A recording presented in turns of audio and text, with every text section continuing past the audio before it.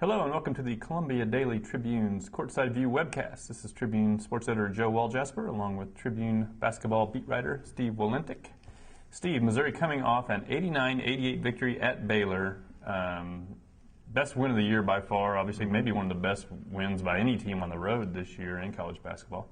The big thing I think from that game was that, going into it, you thought Missouri was going to have a lot of trouble with the length of Baylor. Did not turn out that way. Actually, quite the opposite. Missouri dominated inside. Ricardo Ratliff did anyway. How do you think they neutralized that size to the extent that they were able to win on the road there? Well, the first thing I think is psychological. They didn't let it affect the way that they played. They did the same things they've been doing all year. They ran screen and rolls a lot with Phil Pressey and made those big guys hedge out on him. And then went to Ratliff time and time again, cutting to the basket. He was very effective, as he's been all year, on those kind of plays. I think Missouri was more aggressive in that game. There were several instances where you could see that. I think Marcus Denman, he was credited with one, but I'm pretty sure he actually had two tip-ins in the first half. He's 6'3", and they've got 6'9", 6'9", 6'7" across the front line. Denman does that quite a bit. He does, and he's been an excellent rebounder all year, but he's good at sneaking in there. Baylor didn't do a particularly good job boxing out. I think you saw Missouri do a great job boxing out the whole game, particularly in the first half when they had that 21-11 rebounding advantage. I think there was another play where Ricardo Ratliff grabbed an offensive rebound. He was the only Missouri player inside the three-point arc. Baylor had three guys right around the rim, and he came down with the ball. And I think they were making those kind of plays the entire game. They weren't deterred really by Baylor's size. I think Ratliff early in the game looked a little uncomfortable a couple of times, had some uncharacteristic turnovers.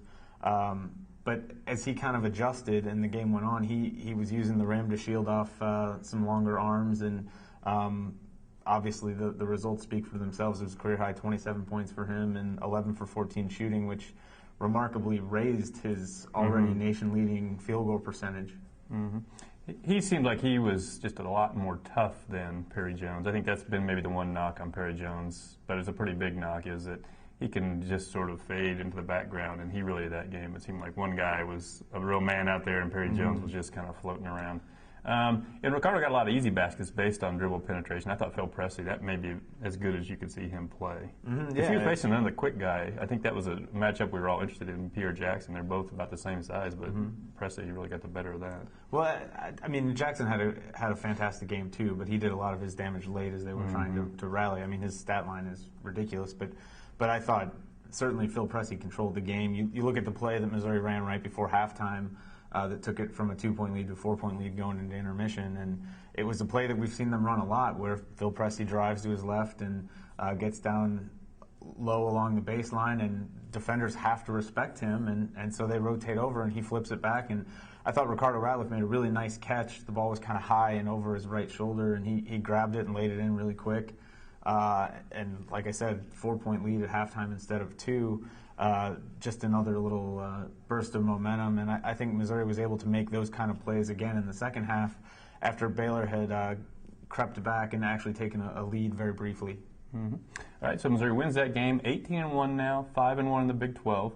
They advanced to number 2 in the polls, although someone voted them number 4 in the polls. So let's talk about that. You are an AP poll voter. You had, I believe, Kentucky, then was it Ohio State, then Kansas, then Missouri. What was your logic in voting them that way? Well, I don't think anybody's really griping about Kentucky at number 1, and so I'll skip past that. As far as the other two, the AP doesn't necessarily give you a ton of guidelines on how to rank. They just kind of tell you to rank the best teams. I happen to think Ohio State's the second best team in the country. They've got 3 losses, obviously. I think one of those was at Kansas without their best player in Jared Sullinger. I think they lost to Illinois close on the road in a game where Brandon Paul was probably as good as any player has been in the country in any game this season. And then they lost to Indiana, who they then came back and beat soundly. So I think they are the second best team in the country. Some people will certainly disagree with me. I think the reason that my inbox has been flooded the last few days is because of ranking Kansas ahead of them. And the logic is this. I thought it was a really close vote.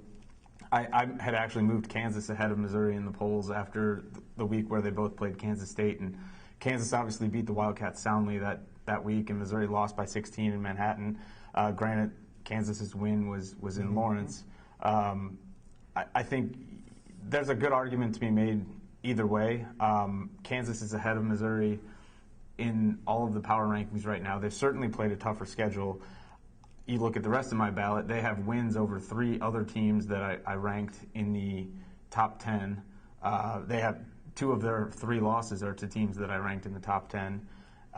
And they obviously have the one bad loss at Davidson, or against Davidson in Kansas City, that's really hard to justify or validate. But I'd say since then they've now won 10 in a row.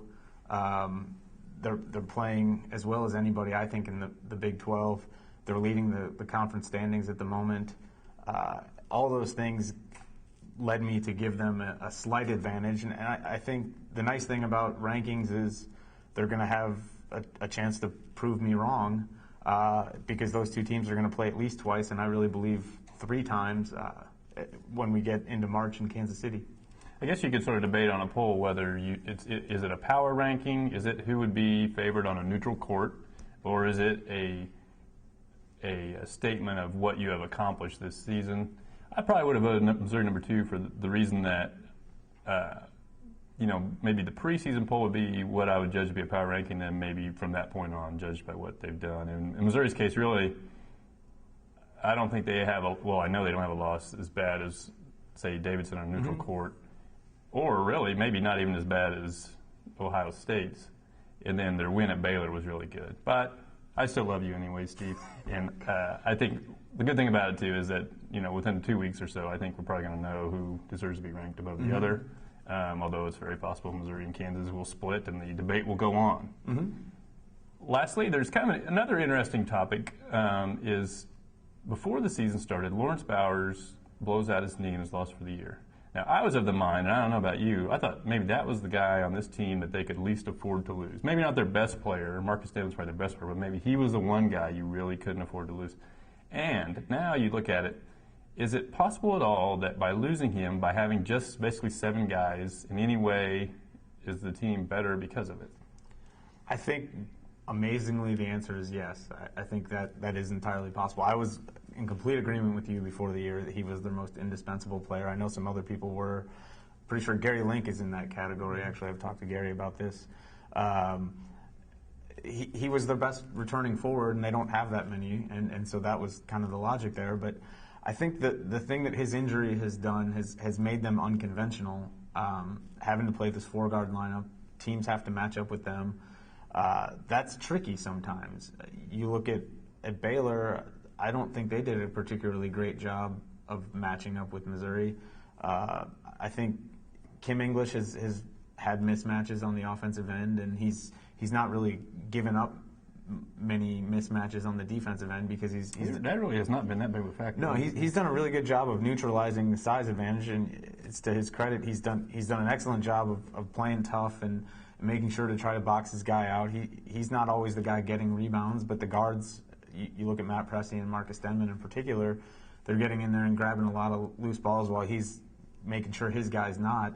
And then I think defensively, when they throw it down in the post, I think he's done a good job. How many charges has the guy taken, this year? That was certainly a factor in their win against Iowa State, was getting Royce White off the floor, and he was largely responsible for that, I thought, with being able to feel that contact and fall down and hold his position. And so I think Missouri is a difficult team to match up for. Teams have to veer away from what they like to do or what they normally do, and it's because of not having the ability to really play 2 big guys along with the 3 guards. Maybe everything we've always thought about basketball is wrong, and the shorter the better.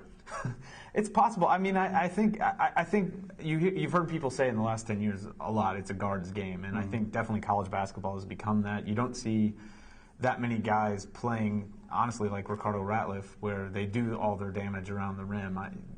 Even bigger kids seem to want to go face up at least 15 feet.